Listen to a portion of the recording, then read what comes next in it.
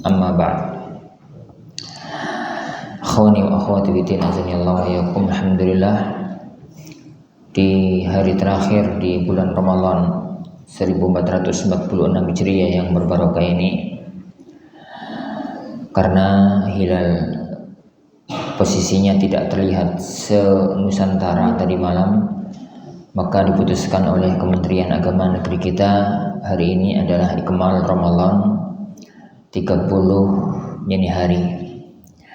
Dan adapun di beberapa negara yang memang hilal kelihatan, maka mereka sudah berhari raya hari Ahad ini, Saudi misalkan. Dan itu lumrah ya, karena posisi hilal di negeri kita di Aceh itu 1 derajat di bawah ufuk. Jadi kita dengan Saudi itu 4 jam. Berarti di negeri mereka posisi hilal itu berada di posisi 3 lebih dikit, di posisi 3 derajat di atas ufuk. Alam Saudi kalau hilal di atas 3 ufuk atau 3 atas atau 3 bawah dikit, itu kemungkinan kuat kelihatan, karena alam mereka bukan alam tropis yang yang hilal itu banyak ketutup oleh mendung. Nah, kita lanjutkan kajian kita sampai pada batas ayat yang pas, insyaallah 1 ayat aja kita baca karena penggalanya pas gitu. Penggalanya pas. Pada ayat yang ke-34 dari surat An-Nur,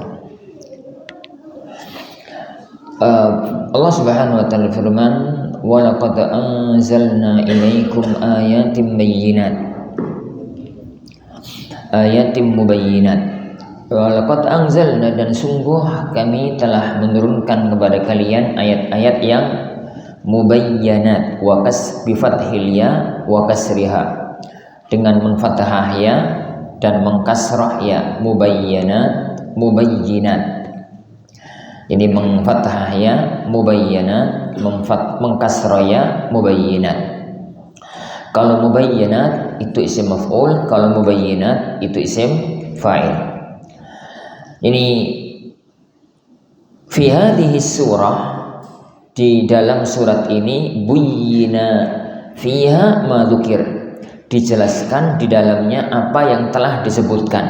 Maksudnya kalau dibaca mubayyinat maka maknanya adalah buyyina fiha ma dzukir, diterangkan yakni pada surat ini apa yang telah kita sebutkan, yakni dari ayat-ayat yang telah lewat, masalah ini.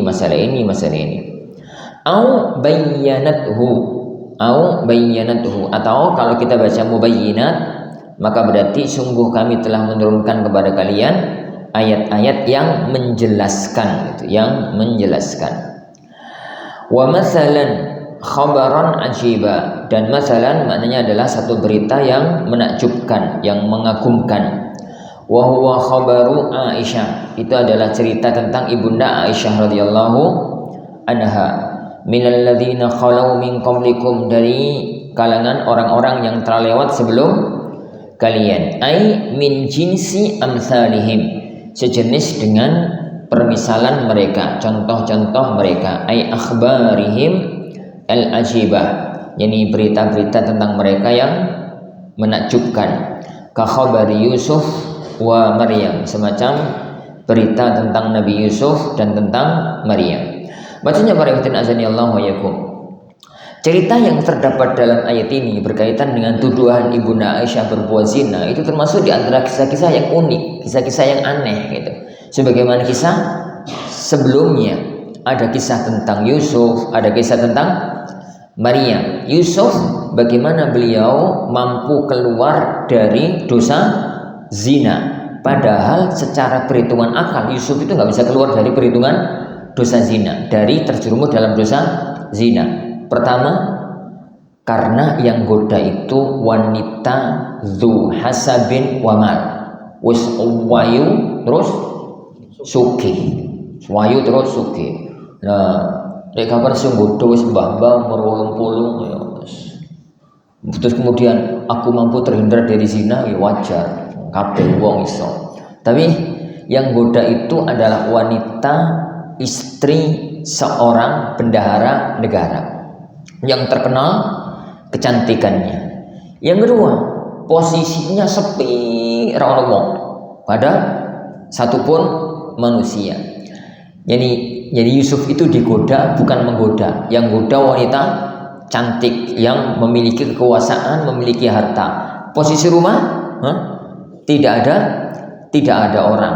Posisi wanita itu adalah tuan. Posisi Yusuf itu adalah pembantu di rumah tersebut. Dengan semua kondisi itu, mestinya Yusuf alaihissalatu wassalam tidak mampu untuk menolak. Makanya sedangkan Allah Subhanahu wa taala sendiri jadi telah mengatakan sebenarnya kalau dari sisi laki-laki perempuan Yusuf itu pun begitu. Kan Allah Subhanahu wa taala mengatakan walaqad hammat bihi wa hamma biha. Dalam tafsir sebagian para ulama itu kan walaqad hammat bihi wa hamma biha.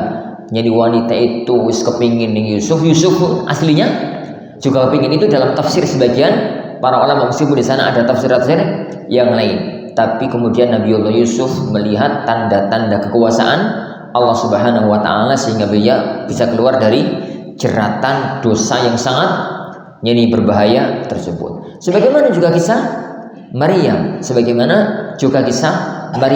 wanita suci yang belum pernah menikah, enggak pernah disentuh oleh laki-laki tapi memiliki anak. Kisah Ibunda Aisyah radhiyallahu anha enggak jauh-jauh dari itu.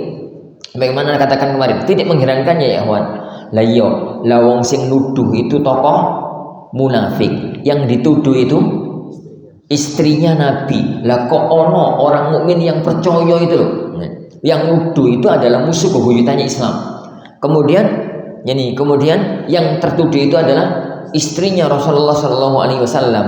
Kok bisa ada orang-orang Muslim yang percaya dengan tuduhan itu malah ikut-ikutan nuduh? Itu yang bahasa beliau adalah al-akhbar al-ajibah. Jadi berita atau cerita yang mengherankan. Kok bisa semacam itu terjadi? Ka khabar Yusuf wa Maryam, semacam cerita tentang Nabi Yusuf dan cerita tentang Maryam.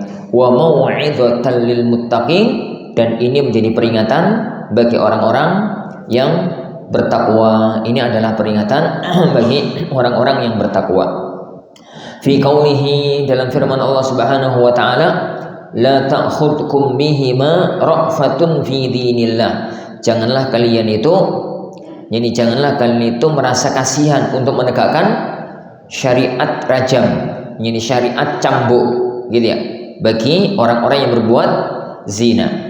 Walaula id sami'tumuhu dhannal mu'minun, seandainya tatkala kalian mendengar berita itu, maka orang-orang mukmin itu meyakini atau menyangka. Walaula id sami'tumuhu qultum, seandainya tatkala kalian mendengar itu, kalian itu mengatakan.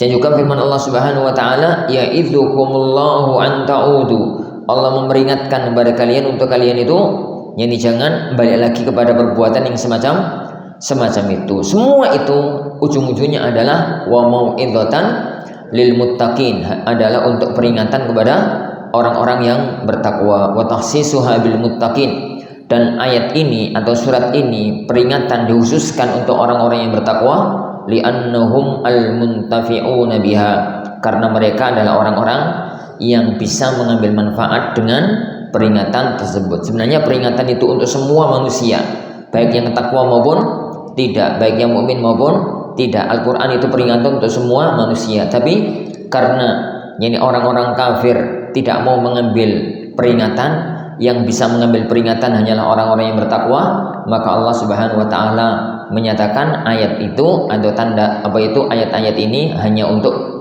peringatan bagi orang-orang yang bertakwa saja. Insyaallah Subhanahu wa taala ya ikhwan. Sampai sini kajian kita di bulan Ramadan membaca tafsir Jalalain yang sudah kita mulai dari tafsir Al-Imam Al-Mahalli rahimahullahu taala, karena ayat lanjutannya itu babak baru. Jadi penggalan baru, masalah baru, dan kita insyaallah Subhanahu wa taala hentikan sampai di situ agar potongannya pas. mulai dari tahun depan insyaallah subhanahu wa taala. Semoga kita ketemu lagi dengan Ramadan. Jadi kita mulai dari firman Allah subhanahu wa taala, Allahu nurus samawati wal ard. Baik, ikhwani wa akhwati fiddin azani Allah wa iyyakum, di ujung